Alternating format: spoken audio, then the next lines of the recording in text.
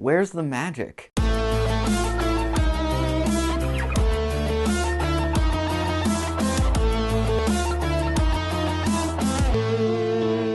Hey everybody, welcome to Wright at the Movies. If you're looking for reviews on movies, you've come to the right place. Today I'm talking about fantastic beasts and where to find them. Okay, Potterheads, here's another dose of that Harry Potter magic. This time taking place about 70 years before the other stories, and it's about Newt Scamander. He comes to America, and he's looking for some magical creatures to put back in his magical suitcase. If any of that sounds confusing and weird, don't worry, you're not alone. This movie's based apparently on this really short fake textbook that J.K. Rowling wrote, and they're planning on turning it into a 5-part movie series.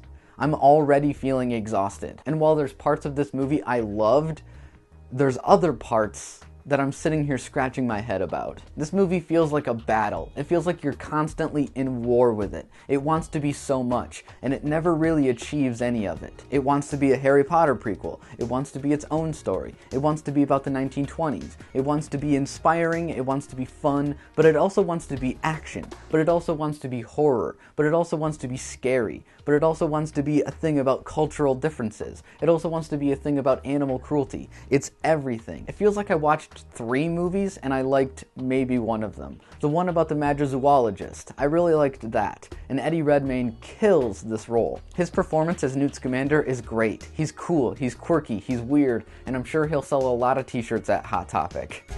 Where is this man?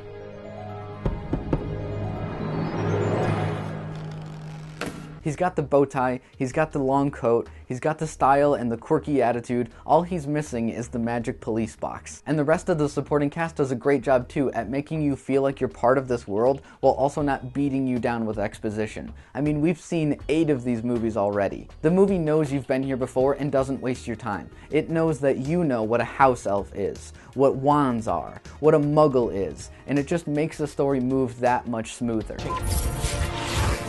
You wiped his memory, right? The no magic. The what? No magic. The non-wizard. Sorry, we call them muggles. And setting the movie in 1920s America was a stroke of genius. Not only do we see 1920s wizards, we also see 1920s American wizards. And that whole combination is really interesting. It's the little differences between British and American wizards that makes this movie shine. It's the Art Deco architecture. It's the New York accents. It's the fashion. It's the magic typewriters. All stuff we've never seen before. It feels totally unique and different, while still being part of the Harry Potter universe. And the actual fantastic beasts are also beautiful and majestic if you can look past some cheap-looking CGI. I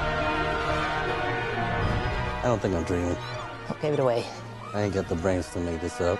But where this movie really suffers is when it's trying to be more than what it is. It should be a cute, quirky adventure about this wizard coming to America and trying to find some magic creatures, not the first part of this epic wizard boxing match. Whenever it loses track of the Fantastic Beasts, that's when I lose interest. It starts going on about prophecy and conspiracies and Grindelwald and rules and all this stuff, and it just loses casual fans. All of these different ideas floating around makes this movie near impossible to follow.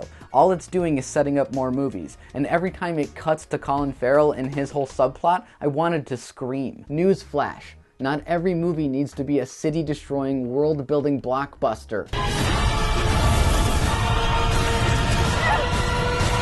Sometimes the pacing is crazy fast, sometimes it's boringly slow, some scenes happen with next to no context, and it all feels like it's just trying to pad out the running time. I felt lost and confused for most of it, and I would call myself a Harry Potter fan. I've read the books, I've watched the movie, I've gone to the theme park, I've eaten the snacks, and even I just felt kinda lost. It felt like this movie wasn't made for me, and it clearly was. I'm a fan.